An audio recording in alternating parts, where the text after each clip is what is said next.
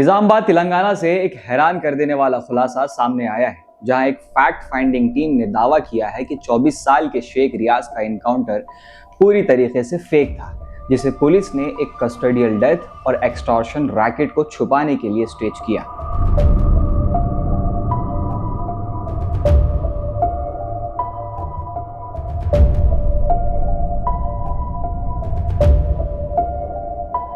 ये टीम 10 लोगों की थी, जिसमें एडवोकेट और ह्यूमन राइट एक्टिविस्ट यानी कि कारकुनान शामिल थे, जैसे खालिदा परवीन, सारा मैथ्यू, माजिद चुत्तारी, एडवोकेट समीर अली और कुछ और लोग भी। इन्होंने निजामाबाद जाके इन्वेस्टिगेशन किया और अपनी रिपोर्ट रिलीज की, जिसमें उन्होंने सीबीआई इंक्वायरी की मांग की है और इसे एक घोर मानवाधिकार उल्लंघन का मामला बताया है।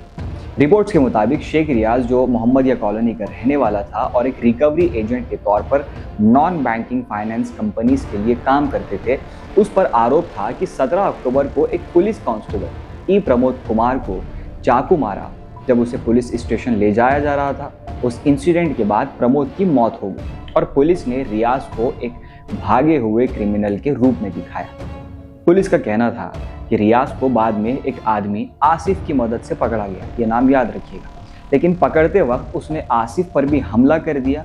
फिर पुलिस ने कहा कि उसे हॉस्पिटल ले जाया गया, जहां उसने एक ऑफिसर का बंदूक छीनकर फायरिंग करने की कोशिश की और जवाब में पुलिस ने उसे मार दिया। लेकिन फैक्ट फाइंडिंग टीम के अनुसार ये कहानी पूरी तरह से मनगढ़ंत है, इमेजिनरी है और रची हुई है। फैक्ट फाइंडिंग टीम का कहना है कि रियाज उस वक्त पुलिस कस्टडी में था ही नहीं और उसकी माँ, बीवी और 2 छोटे बच्चे को भी 2 दिन तक इलीगली कस्टडी में रखकर शारीरिक और मानसिक टॉर्चर दिया गया। रिपोर्ट्स में लिखा है कि उन्होंने इस मासूम फैमिली को टेररिस्ट फैमिली की तरह ट्रीट किया। चिल्ली पाउडर यानी कि मिर्च पाउडर उनकी आंखों में डाला गया, बच्चों के साथ भी और महिलाओं के प्राइवेट पार्ट्स में भी मिर्ची डालकर उन्हें सेक्सुअली टॉर्चर दिया गया। यह अत्याचार 17 अक्टूबर रात 10 बजे से लेकर 19 अक्टूबर सुबह 1 बजे तक चलता रहा। फिर जब उन्हें घर भेज दिया गया, तब भी सुबह 10 बजे से शाम 5 बजे तक उनके घर पर 2 महिला कांस्टेबल ने उन्हें हाउस अरेस्ट में रखा। टीम का कहना था कि पुलिस ने जानबूझकर रियाज को एक हार्डकोर क्रिमिनल के रूप में दिखाया, जबकि असल में वो एक लीगल रिकवरी एजेंट था। उनका प्रोफेशन और उनके असली कैरेक्टर को डिलिबरेटली सप्रेस किया जा रहा है, इनकाउंटर को जस्टिफाई करने के लिए महज, और असली मुस्लिम को बचाया जाने की कोशिश की जा रही है।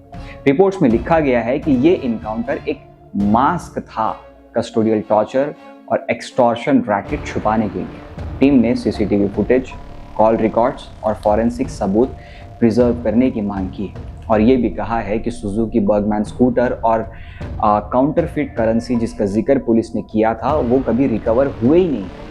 इन्वेस्टिगेशन में ये भी सामने आया कि पूरी कहानी एक एक्सटॉर्शन चेन से शुरू हुई। रियाज ने अपने काम के दौरान एक स्कूटर सीज किया था, जिसमें नकली नोट मिले। उस स्कूटर का मालिक आसिफ था, जिसने फिर रियाज से स्कूटर के साथ 3 लाख मांग लिए।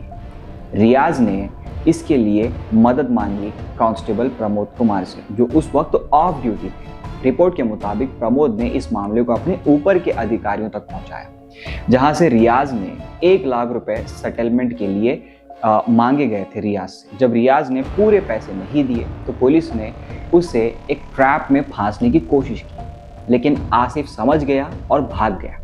उसके बाद भी पुलिस ने रियाज से पैसे मांगना जारी रखा और जब उसने पैसे देने से इनकार किया तो उसे ये पूरा कहानी रच के फ्रेम करके मार दिया गया। सबसे हैरत की बात यह है कि रिपोर्ट के मुताबिक आसिफ, जिसको काउंटरफिट करेंसी रैकेट में शामिल बताया गया था, उसको बाद में पुलिस ने गैलेंट्री अवार्ड के लिए नॉमिनेट किया, ये कहकर कि उसने रियाज की भागते हुए पकड़ने में मदद की। टीम ने कहा कि लोकल पुलिस पर भरोसा नहीं किया जा सकता, क्योंकि वही लोग इस पूरे कवर अप में शामिल हैं।